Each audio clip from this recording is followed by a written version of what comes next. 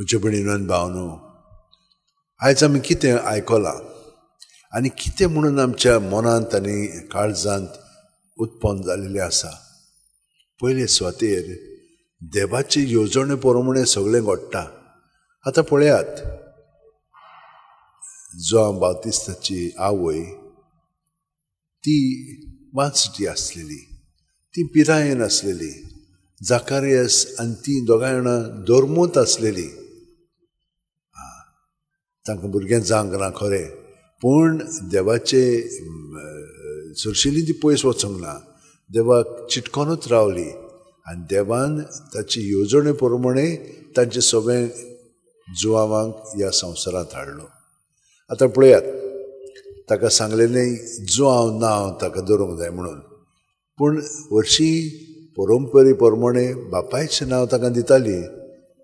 तिणें सांगलें ना ताचें नांव जुवांव, आनी ती सगळीं जाणां अजब जालीं, कित्याक बापायनूय तेंच नांव बरोवन दवरलें. तर म्हज्या भयणीनो आनी भावनो, आमी सदांच देवाची येवजणे प्रमाणे आमचें जिवीत सारूंक जाय जाल्यार देवाचें उतर आमी आयकूंक जाय. देव आमकां कितें सांगता पळय तें. आतां हें कितें जाता आमचे भितर, आमचीं चिंतनां आसतात, आमचींच भावना आसतात. ताका लागून आमचें मागणें अशें जावंक जाय ज्या प्रमाणे आमचीं चिंतनां आनी भावना जेजू सगळें धरून आमी शांत जाता.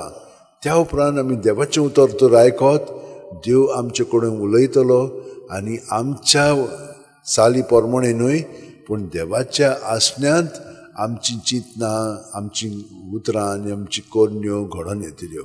ही आमी मनांत दवरया आनी ही कृपा आमी मागया. सगळीं जाणां आमचे हात अशें उंटेन दवरया, दोळे बंद करया आनी प्रत्येक सुस्कारांत जेजून आमी बरोवन येता.